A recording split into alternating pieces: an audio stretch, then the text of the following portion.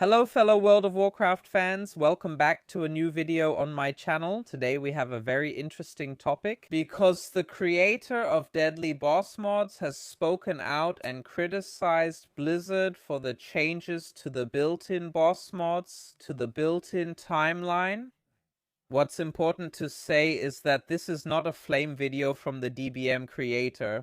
Instead, he just wants to point out that these things simply aren't as good as Blizzard might think they are, and that in some cases they've actually made things more difficult. We'll take a look at what that is in this video. The gentleman made his own 30-minute video about it, and overall it's a very, very interesting story. So I can only recommend it. Take a look at the whole thing if you're interested in the topic, but of course we'll summarize it here for you. Otherwise, yeah, please leave a like, subscribe if you want to support me, and with that, let's get started with a fresh video. You can see here, this is actually the main point of criticism, namely the fact that because of Blizzard's changes, everything is ultimately more bugged than before. He has a log here at the beginning. He wrote a log where the quality control, that is the quality assurance, bug testing, whatever, didn't work. For example, here with the first boss, Aversian, it causes this Umbral collapse to crash the timeline. And, yeah, in the end, you can see that after the first soak is done, you don't see the second soaks in each rotation anymore. He says here 50%.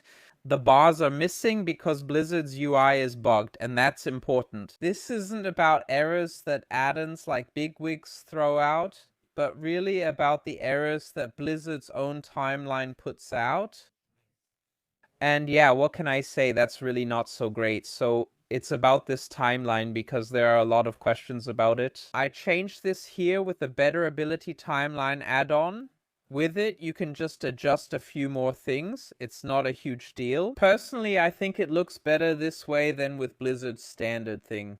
And yeah, if you take a look at it, you can already see that for a lot of bosses, actually for every boss, there are mistakes in there. That's pretty tough for the players themselves, since Blizzard basically says, hey, you shouldn't rely on add-ons. For that, they put a tool into the game for you, and then it just doesn't work properly. And it has to be said, this raid has been out for 3 months now, more or less. There was PTR testing, at least for normal and heroic, and they still haven't managed to fix these things. What this leads to, which is actually his next point, is that the bugs in Blizzard's UI cause even more issues when you use add-ons like bigwigs and DBM. I'll be honest, I don't use them myself. No more Deadly Boss mods for me. I think bigwigs, we had to make the switch in the raid at some point because bigwigs offered more features for a certain boss. Honestly, I think bigwigs is cooler. And for anyone who says, oh my god, why do you need boss mods? Well, there are still a lot of features. For example, nowadays you can set up how the ability should be named here in the abilities section. And with that, I don't know. If it says Void Light Convergence now, I might not immediately understand what that means.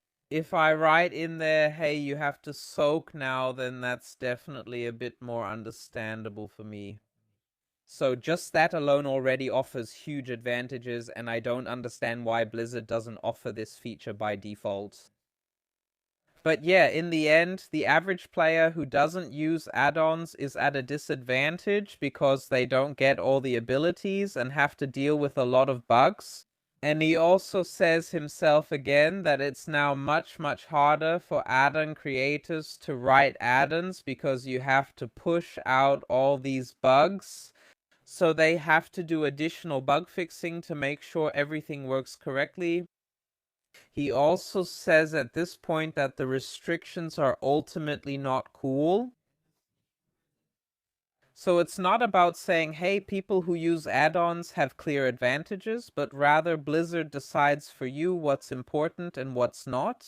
And that also means, for example, as a DPS, you get tank notifications pushed to you, which you can't really configure yourself. And I definitely agree with him on that. Anyone who is new to the game and can't sort this out for themselves will end up getting a bunch of abilities thrown at them, many of which aren't even relevant to them.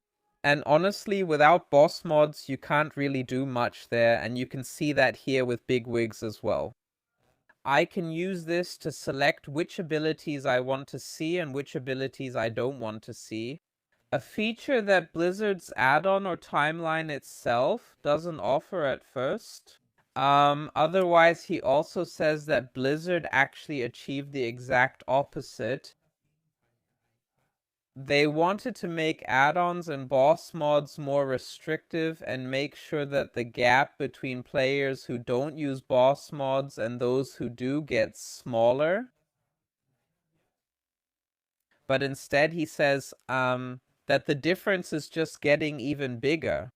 So, many players think, yeah, why do I even need boss mods? That doesn't show me any more than this bar does. But the differences in terms of mistakes, in terms of what gets displayed to me, how well it gets displayed to me, the differences between what Blizzard offers and what Addons can still do are just immense.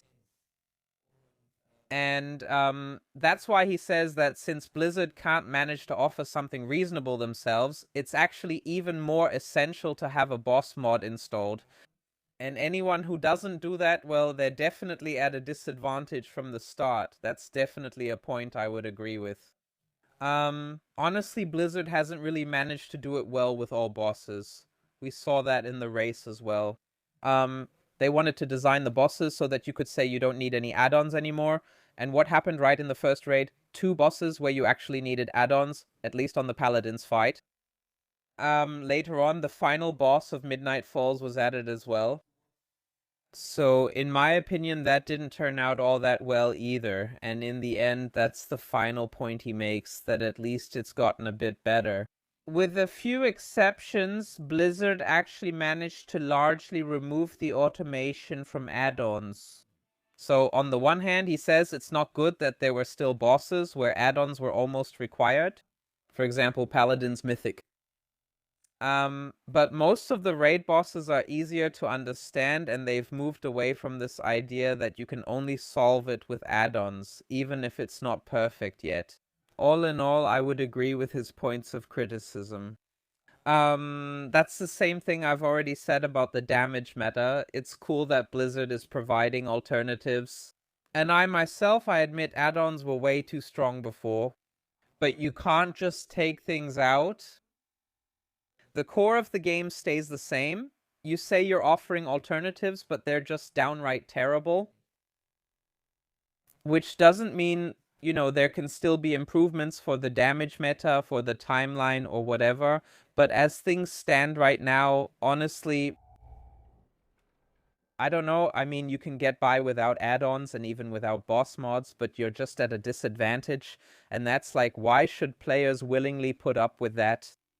Let's see how this develops. Share your thoughts in the comments. Thanks for watching. See you next time and take care.